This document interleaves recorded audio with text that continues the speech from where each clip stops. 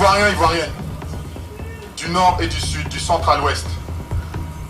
Vous avez vu, on vous a prouvé aujourd'hui que toute la Côte d'Ivoire peut cohabiter, peut jouer ensemble pour un même objectif, se qualifier pour le mondial. Vous nous avez promis que cette fête allait rassembler le peuple. Aujourd'hui, on vous demande, s'il vous plaît, on se met à genoux.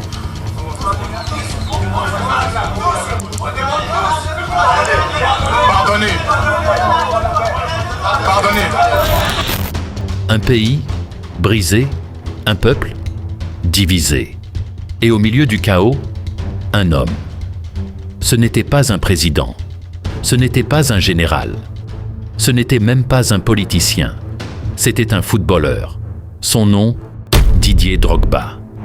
Pendant des années, la Côte d'Ivoire était en guerre, des familles séparées, des vies détruites, un pays au bord du chaos. Mais un jour, après une victoire, devant des millions de personnes, il prend un micro. Et en quelques mots, il va faire ce que personne n'avait réussi à faire. Il va arrêter une guerre. Mais cette histoire ne commence pas sur un terrain rempli de gloire. Elle commence avec un jeune garçon rejeté, ignoré, que personne ne voyait réussir. Un garçon qui allait devenir une légende du Chelsea FC, et bien plus encore.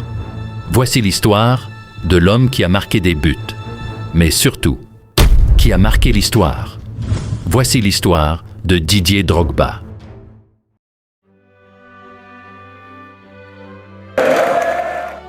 Avant les stades pleins, avant les trophées, avant que le monde entier ne connaisse son nom, Didier Drogba n'était qu'un enfant, perdu entre deux mondes. Il naît le 11 mars 1978 en Abidjan, en Côte d'Ivoire. Mais très tôt, sa vie bascule. À seulement 5 ans, il est envoyé en France, loin de ses parents, pour vivre chez son oncle. Un nouveau pays, une nouvelle vie, mais surtout, une solitude silencieuse. Quelques années plus tard, il retourne en Côte d'Ivoire. Puis encore, il repart en France. Une enfance instable, sans repère fixe, sans vraie direction. Et pendant ce temps, le football n'est pas encore une évidence. Contrairement aux futurs prodiges, il ne brille pas dans les centres de formation. Il joue, oui, mais sans attirer l'attention. Il rejoint finalement un petit club amateur, le Valois SC. Pas de projecteurs, pas de recruteurs, juste des terrains simples et des rêves flous. À cet âge-là, personne ne peut imaginer que ce garçon deviendra un jour l'un des plus grands attaquants du monde. Pire encore, il accumule les blessures, il doute, il prend du retard. Et dans le football, le retard ne pardonne pas. Ce n'est qu'en 1997, à presque 19 ans, qu'il signe enfin dans un club professionnel, le Mans FC, 19 ans. À un âge où d'autres sont déjà des stars, lui commence à peine. Et pour beaucoup, c'est déjà trop tard. Mais ce qu'ils ne savent pas, c'est que ce retard va devenir sa plus grande force. Parce que pendant que les autres brillent déjà, lui commence à construire quelque chose de beaucoup plus dangereux, la faim, la rage, la revanche. 1997.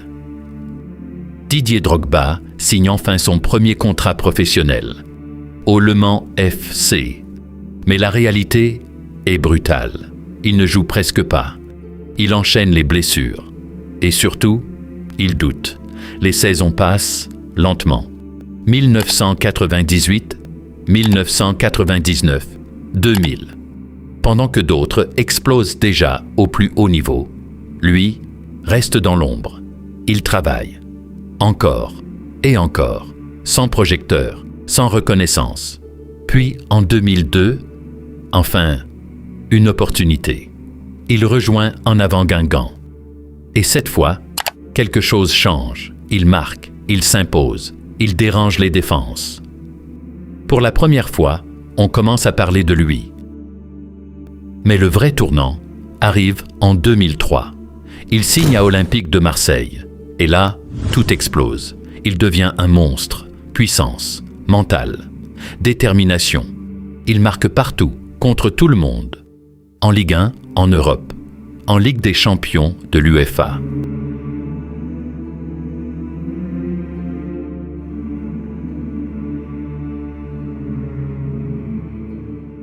Il emmène Marseille jusqu'en finale européenne. En une saison, une seule, il passe de joueur inconnu à attaquant redouté dans toute l'Europe. Le monde du football vient de découvrir un nom, Didier Drogba. Et cette fois, plus personne ne peut l'ignorer.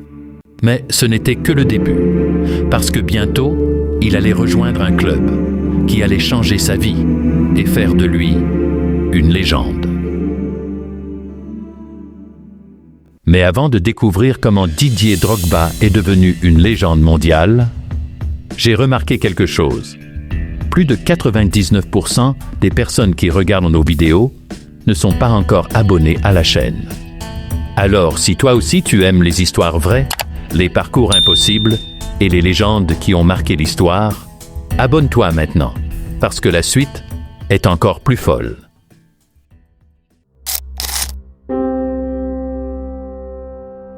« 2004. Après une saison exceptionnelle avec Olympique de Marseille, un homme décide de miser sur lui. Cet homme, c'est José Mourinho. Il vient d'arriver à Chelsea FC et il veut construire une équipe de guerriers. Et pour lui, Didier Drogba est l'homme parfait. Drogba signe à Chelsea en 2004 pour environ 24 millions d'euros. À l'époque, beaucoup doutent. Trop cher, trop brut, pas assez technique. Encore une fois, ils vont se tromper. Saison après saison, Drogba devient un cauchemar pour les défenseurs. Puissant, rapide, implacable. Il ne joue pas seulement pour marquer, il joue pour gagner. Et très vite, il devient le symbole de Chelsea.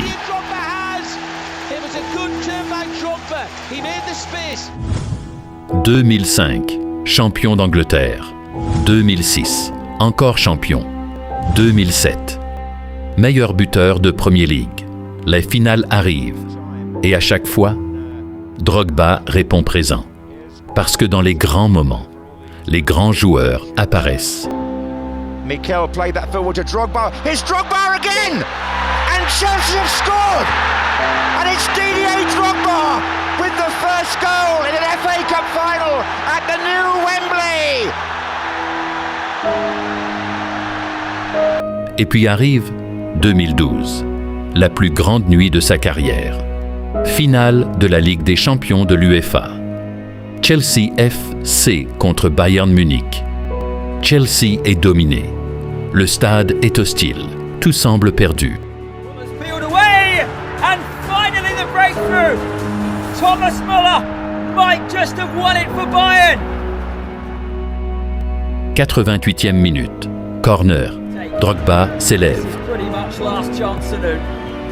Drogba is out. Didier Drogba. It just had to be.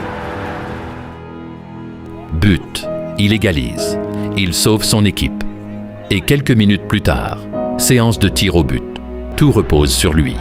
Il s'avance, il frappe. Drogba is out. Didier Drogba. It just had to be. On possibly his last appearance for the club. Chelsea est champion d'Europe. Didier Drogba vient d'entrer dans l'histoire. Mais au-delà des trophées, au-delà des buts, il est devenu quelque chose de plus grand. Un leader, un symbole, une icône. Mais pendant qu'il conquiert l'Europe, son pays, lui, est en train de sombrer. Et ce qui va se passer ensuite va dépasser le football.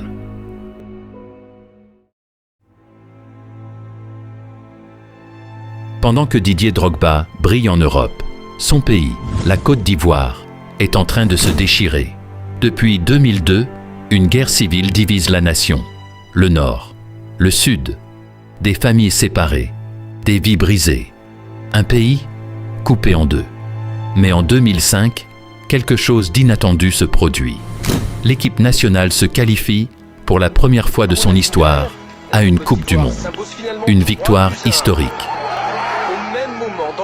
match, le Cameroun et l'Égypte sont à égalité un partout. Il reste quelques minutes à jouer à cet instant précis. Ce sont les Ivoiriens qui sont qualifiés. Il y a 2 minutes, les gars, 2 minutes. Les gars.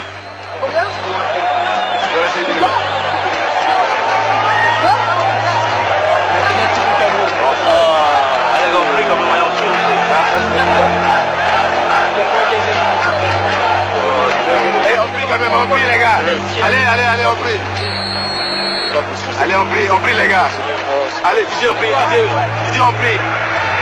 Didier, on prie.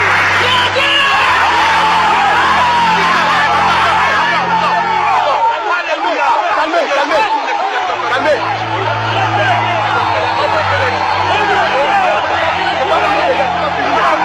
C'est pas fini. On prie.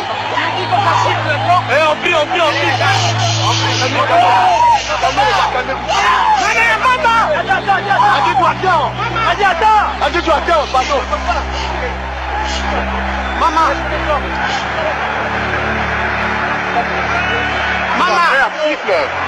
Oh, tu vas siffler.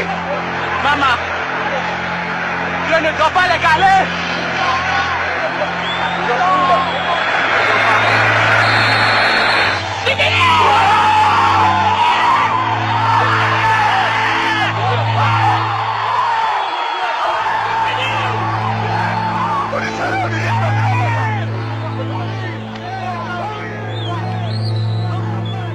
Un moment de joie, dans un pays en souffrance.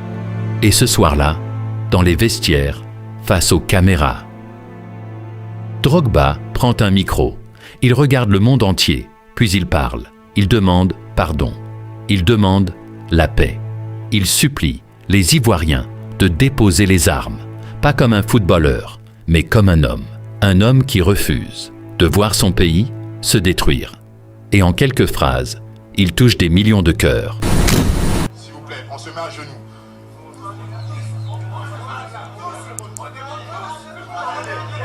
Pardonnez.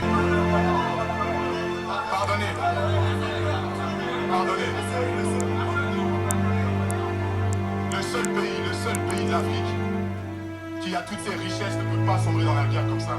S'il vous plaît, déposez tous les armes. Faites les élections, organisez les élections. Et tout ira du mieux. On veut s'amuser. Arrêtez vos fusillades.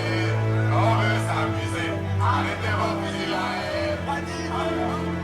Son message se répand. Les regards changent. Les tensions s'apaisent. Quelques jours plus tard, un cessez-le-feu est déclaré. Un footballeur vient de faire ce que les armes n'ont jamais réussi à faire, rassembler un peuple. Mais il ne s'arrête pas là.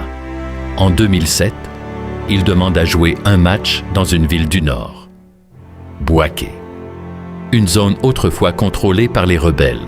Et ce jour-là, le football devient un symbole, un message. Une preuve que la paix est possible. Didier Drogba n'a pas seulement marqué des buts, il a marqué l'histoire de tout un pays.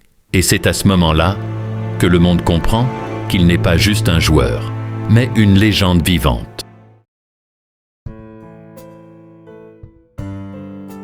Dans le football, beaucoup de joueurs gagnent des trophées. Beaucoup marquent des buts. Beaucoup deviennent célèbres. Mais très peu changent l'histoire de leur pays. Didier Drogba, lui, a fait les deux. Il a conquis l'Europe. Il est devenu une légende de Chelsea FC. Il a inspiré des millions de jeunes Africains. Mais surtout, il a montré qu'un sportif pouvait être bien plus qu'un sportif. Parce qu'au final, ce ne sont pas les trophées qui rendent un homme immortel. Ce sont les vies qu'il touche. Et aujourd'hui encore, dans les rues de la Côte d'Ivoire, son nom résonne, comme celui d'un héros, pas seulement pour ses buts, mais pour ce qu'il représentait, l'espoir, l'unité, la force. Didier Drogba a prouvé une chose au monde entier.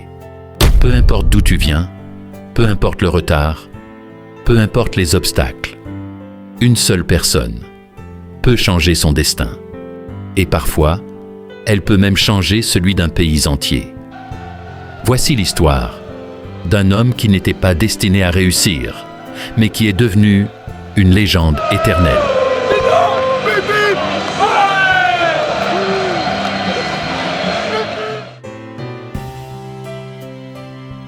Si cette histoire t'a inspiré, alors abonne-toi à la chaîne pour d'autres histoires vraies, puissantes et inoubliables.